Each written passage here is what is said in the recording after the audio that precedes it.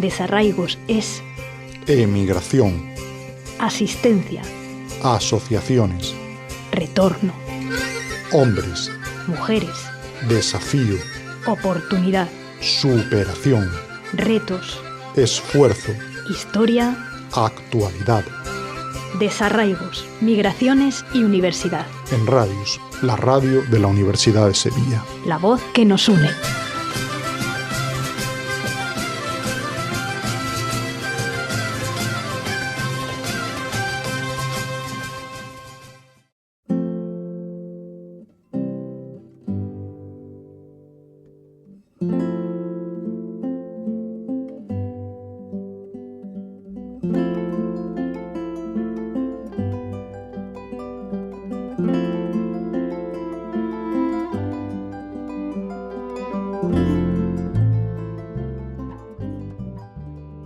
El estudio de las relaciones culturales entre México y España a lo largo de los siglos XIX y XX ha demostrado la persistente presencia de una pequeña pero notable fracción de intelectuales provenientes de la península dentro de la comunidad española asentada en la capital mexicana e incluso en otras ciudades del interior del país.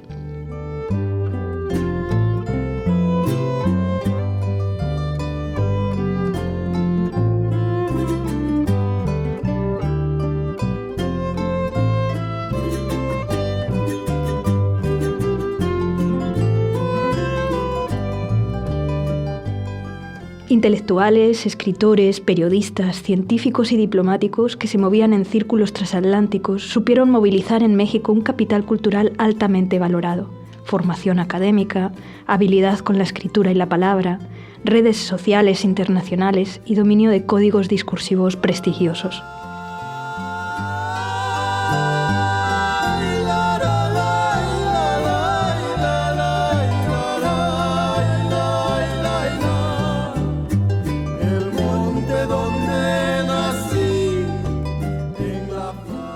Aunque la historiografía ha centrado la atención en el exilio republicano de 1939 como punto de inflexión en los vínculos hispano-mexicanos, se está reivindicando la necesidad de conocer mejor los vínculos previos, iniciados a partir de la segunda mitad del siglo XIX y sobre todo durante el periodo de Porfirio Díaz, y expandidos en las décadas posteriores, a lo largo del primer tercio del siglo XX. El rayo de la tormenta y el canto que se alimenta de la lluvia con el viento. Entre penas. Algunos fueron visitantes breves, otros encontraron allí un campo de acción intelectual y de vida duradero. Juan de la Granja, impulsor del telégrafo y el timbre postal, llegó a México en la década de 1840. El afamado literato Juan de Zorrilla lo visitaría mediado el siglo, al igual que José María de Heredia, quien residió en Veracruz, estableciendo un contacto temprano con la modernidad atlántica. Hoy pero porque te vi.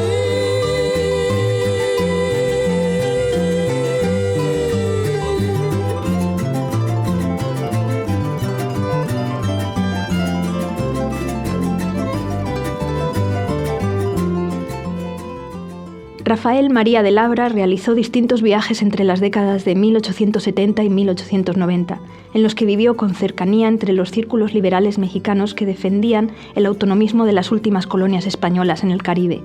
Al igual que él, la visita del científico Santiago Ramón y Cajal en 1899, acogido por médicos mexicanos, se convirtió en símbolo de la regeneración científica española.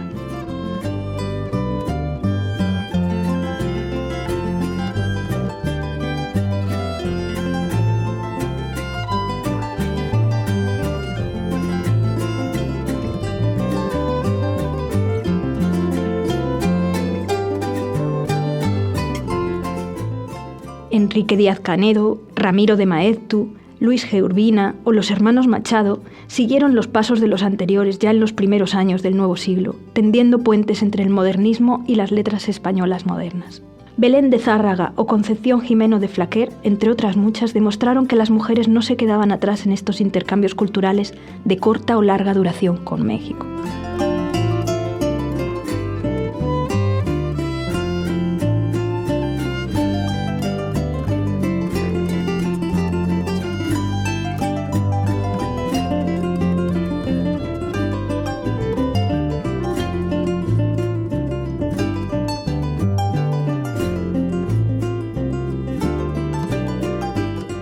Su integración en el espacio mediático o cultural mexicano dependió de su capacidad para representar a una España que necesariamente debía encarar desde nuevas perspectivas la relación con sus excolonias, pero apelando a los lazos de una historia, una lengua y unos registros culturales y religiosos comunes.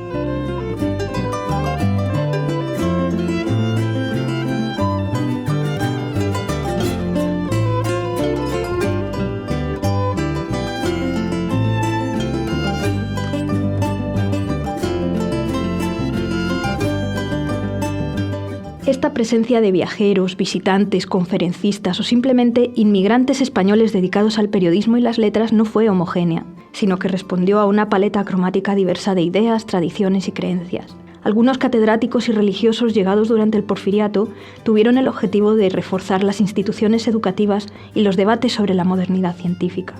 Aun cuando muchos regresaron a España o siguieron hacia otros destinos, México se volvió un nodo constante en sus trayectorias.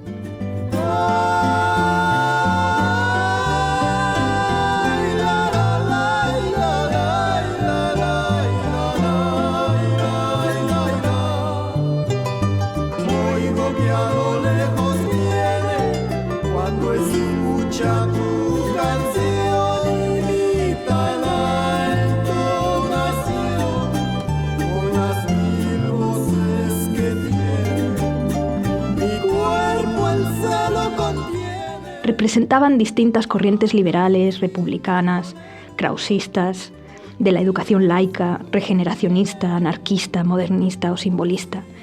Cultivaron en México el hispanismo que apelaba a la gran familia hispana o discursos anticoloniales y de apoyo a Cuba y Puerto Rico.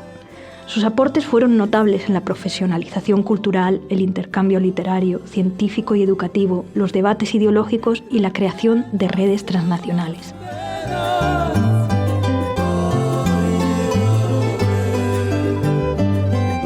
Esperar para mí. Si ayer penaba por verte.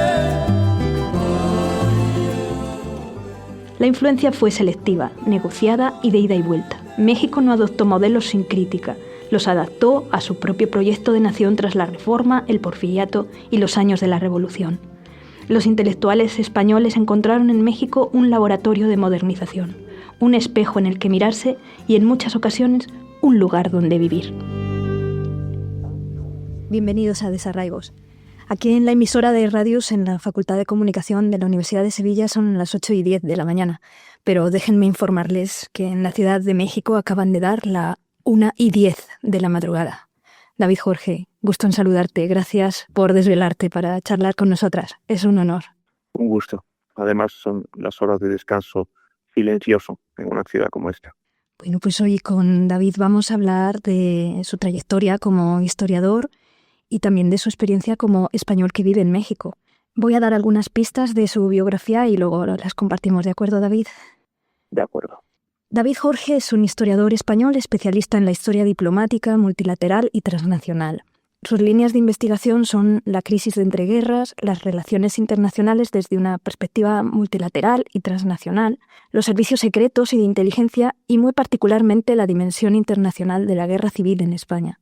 Se formó por completo, licenciatura, máster y doctorado en la Universidad Complutense de Madrid. Defendió su tesis doctoral en junio de 2014 y fue profesor sucesivamente en la Wesleyan University, en la Universidad Nacional Autónoma de México, en la UNAM, y en la Universidad del Mar de Huatulco, tras lo cual volvió a España con un puesto de incorporación Juan de la Cierva financiado por el Ministerio de Economía y Competitividad. Si bien fue un regreso fugaz de apenas medio año, puesto que se incorporó al Colegio de México tras ganar una plaza a finales de 2018. Es autor de varios libros, no los voy a citar todos: Inseguridad colectiva, La sociedad de naciones en la guerra de España y el fin de la paz mundial, publicado por Tirant Loblanche en 2016, o De la revolución al antifascismo, la Cominter y el desarrollo de una causa transnacional, editado por Catarata en Madrid en 2023. Ha coordinado también varios libros, por ejemplo, Tan lejos, tan cerca, Miradas contemporáneas entre España y América Latina, en Tirant Loblanche también en 2018. Internacionalismo, antiimperialismo y antifascismo en Iberoamérica, de la revolución en Rusia a la guerra en España, que publicará en breve la presidencia del Colegio de México. Ha publicado asimismo más de medio centenar de trabajos como capítulos en libros colectivos o artículos en revistas académicas de diferentes países y ha impartido conferencias en España, Portugal, Estados Unidos, México, Chile, Argentina, Uruguay y Brasil. Desde hace algo más de 10 años, David vive y trabaja en la Ciudad de México, con un interludio de 2 años en Huatulco y el breve regreso a España. En la capital mexicana es profesor investigador del Centro de Estudios Históricos de El Colegio de México, una institución pública universitaria dedicada a la investigación y la enseñanza superior en ciencias sociales y humanidades. David, tu formación fue enteramente en Madrid, como hemos citado ahora, en la Complutense, pero no eres de la capital, ¿verdad? ¿Un gallego fuera de Galicia? Bueno, gallego de Lugo. A los lucenses nos gusta el matiz. Pero mira, pese a la tradición migrante de los gallegos a lo largo de la historia, México no ha sido destino mayoritario, como es el caso de asturianos o cántabros, ¿no? Los gallegos tradicionalmente se iban a lugares como Argentina, Uruguay, Cuba. A México hubo también, por supuesto, migración y significativa, desde luego, pero no mayoritaria. Y bueno, por otra parte, los tiempos, las lógicas sociales han ido cambiando y mi generación no ha sido una particularmente migrante, en términos, digamos, de larga comparativa histórica, ¿no? Y menos todavía América u otros destinos fuera de Europa. Pese a la crisis económica y a las consecuencias de la crisis económica. Y bueno, sí, en Lugo hasta los 18 años, en que me voy a Madrid a empezar la universidad, y allí me formo en la Complutense, pues durante prácticamente toda la década que sigue. Y de Madrid a México, pero con escalas intermedias, ¿cierto? Idas, vueltas, hay ahí un tiempo verdaderamente de viaje. Pues sí, de mucho movimiento, realmente mucho cambio en poco tiempo, ¿no? Desde que empiezo el doctorado hasta que me incorporo al Colegio de México, son 7, 8 años prácticamente sin parar.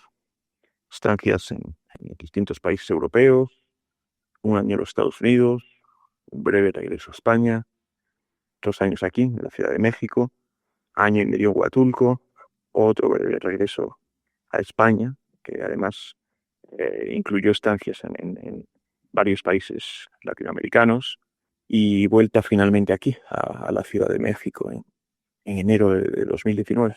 Desde entonces, pues sí, como decías, está más estabilizado y ya eché el freno, digamos.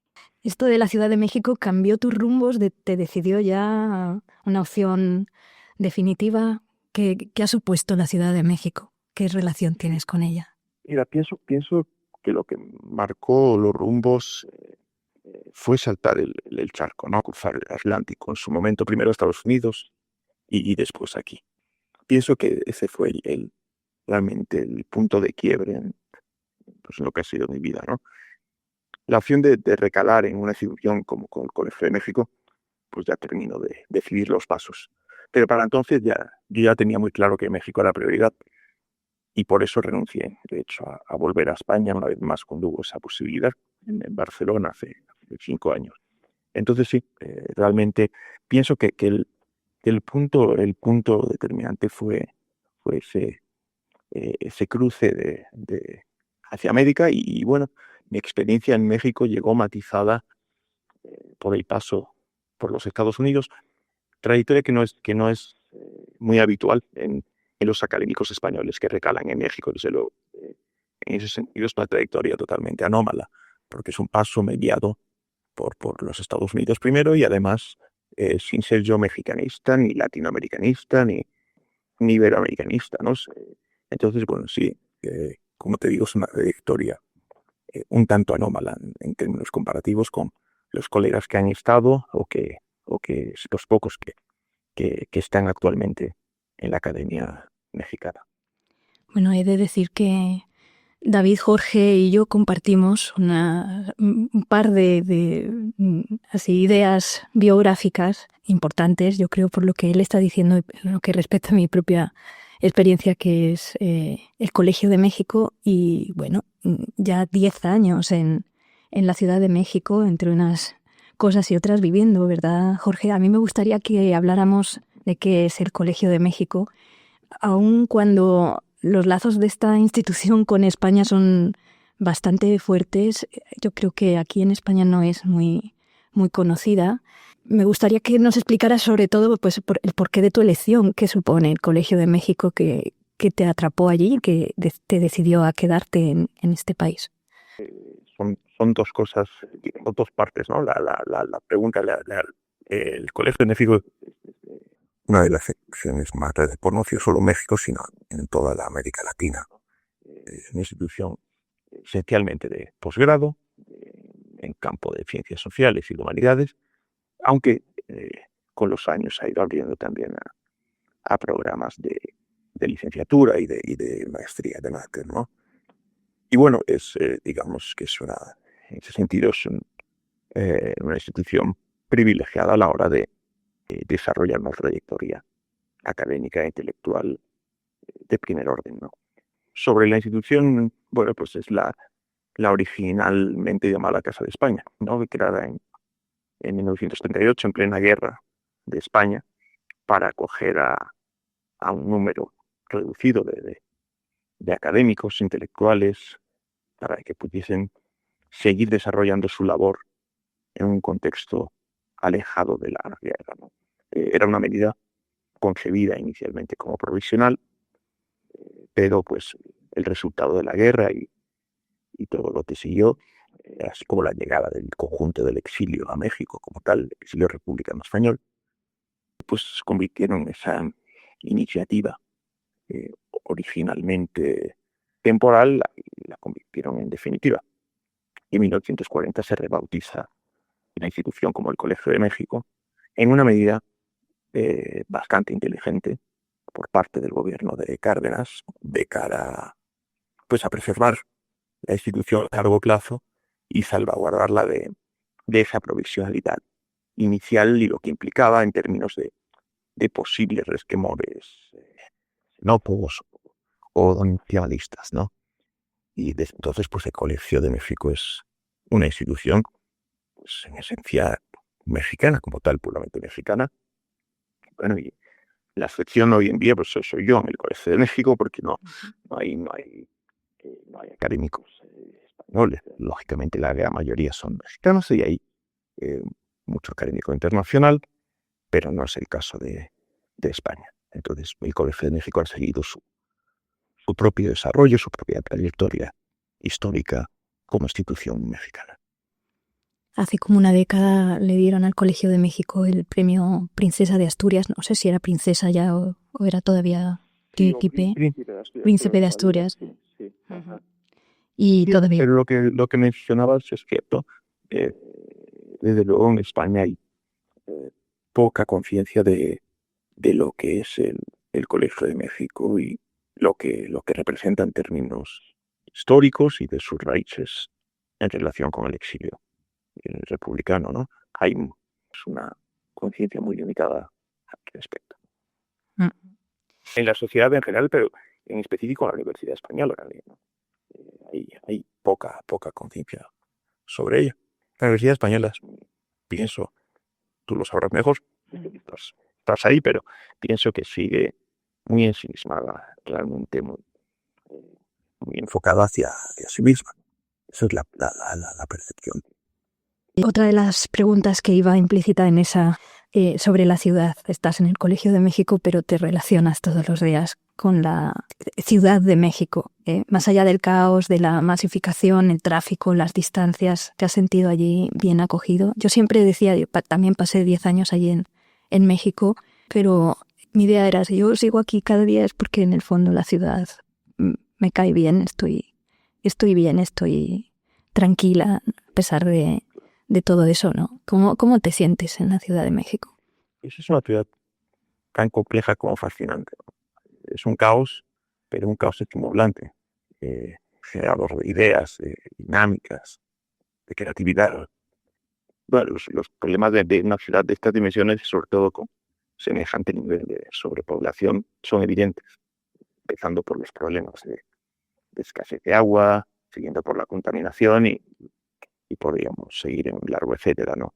Y bueno, a ellos se unen los problemas estructurales del conjunto del país, ¿no? Que afectan al conjunto del país. Pero es una ciudad con muchas realidades sociales y otras tantas formas de estructurar el día a día conforme a ello. Hay muchos Méxicos. En lo que a mí respecta, a lo particular, siempre me he sentido bien, siempre me he sentido en casa, desde el día uno, vamos. Eso ha sido un hecho, la verdad.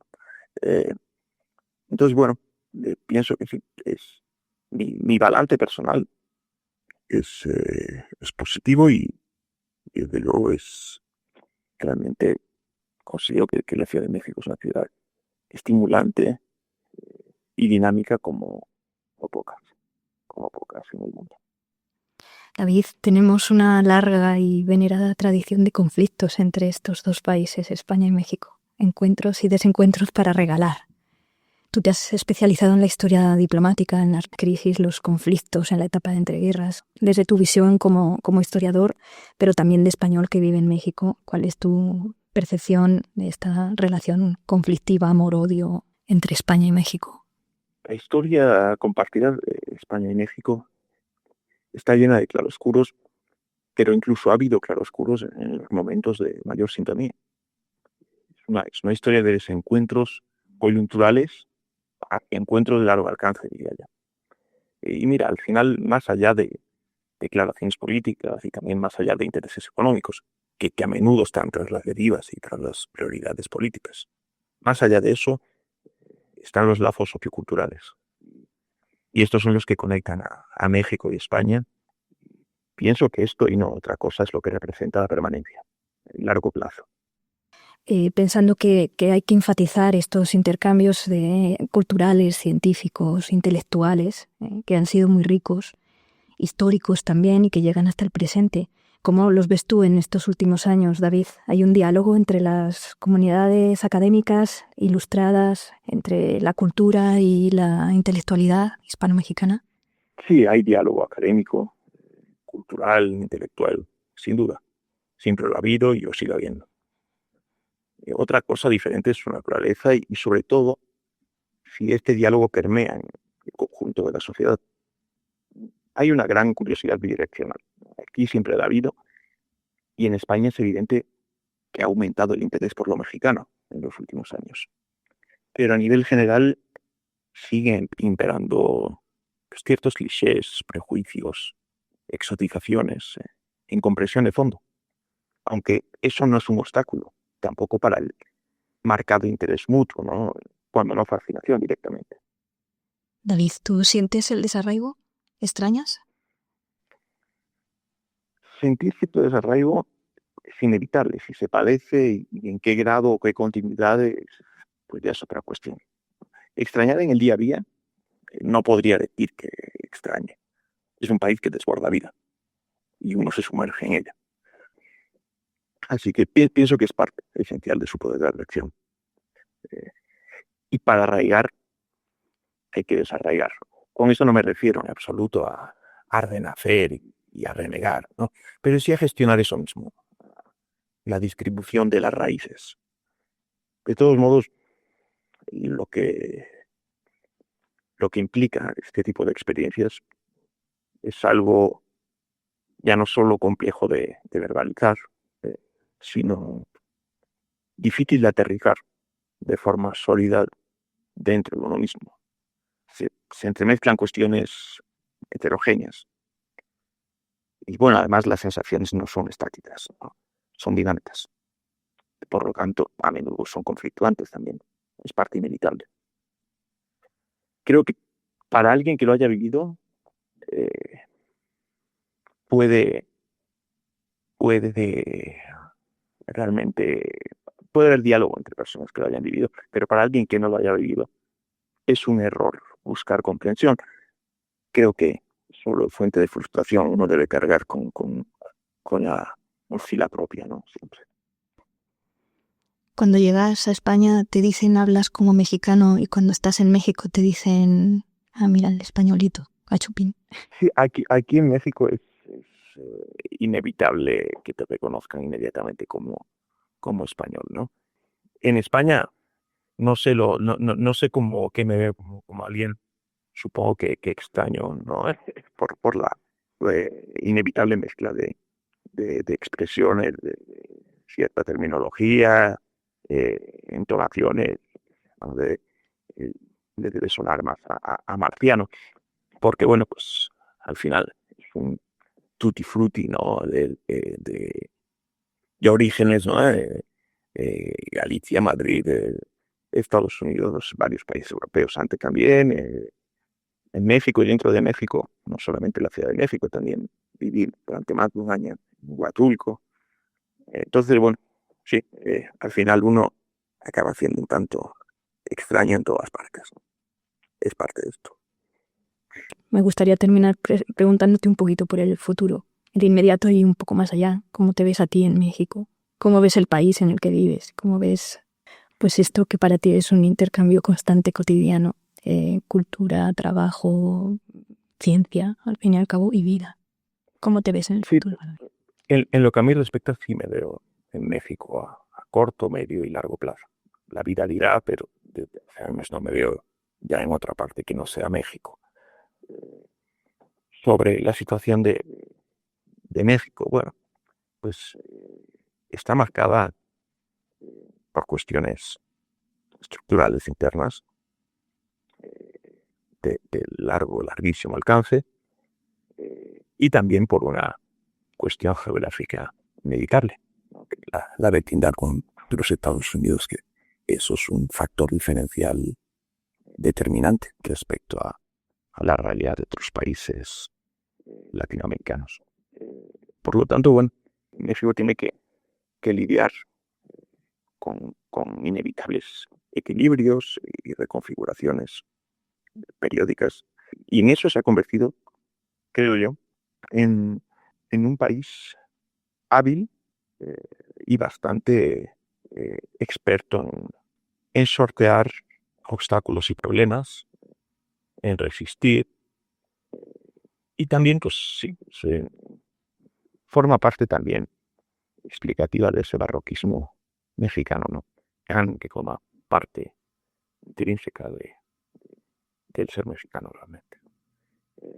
Por lo tanto, bueno, es un país, pienso, que difícilmente se puede comprender en corto plazo o desde la distancia, ¿no? Es un país enormemente complejo, repito, hay muchos Méxicos, es un mosaico de problemática, mosaico de identidad que requiere mucha sensibilidad para una comprensión mínimamente profunda, ¿no? Y bueno, volviendo al tema de México y España, te diría que en el fondo es un tema de relatos y es un tema de sensibilidades, por exceso y por defecto, pero un tema de sensibilidades. Y ya la pregunta más importante y cerramos, David. ¿Gorditas de chicharrón o tacos al pastor? Tacos al pastor, Perfecto. definitivamente. Perfecto. David, Jorge, muchísimas gracias por esta charla en Desarraigos. Ha sido un placer. Un fuerte abrazo. Encantado, Alicia. Encantadísima. Hasta luego.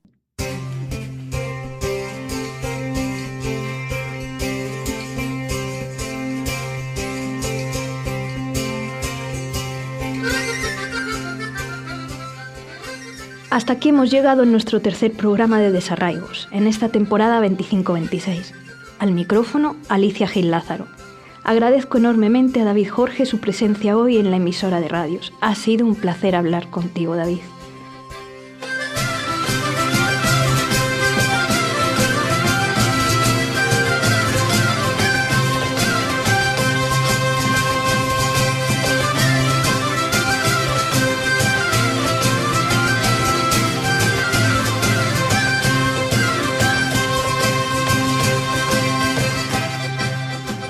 Gracias también al equipo de radios, Rafael de Dios Jiménez, nuestro técnico de sonido, gracias Rafa, y Rodrigo Elías Zambrano, director de esta emisora.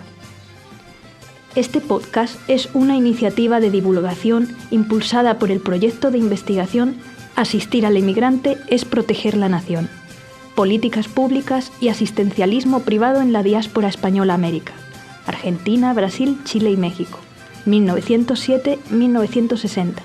Financiado por el Ministerio de Innovación, Ciencia y Universidades y Fondos FEDER, una forma de hacer Europa.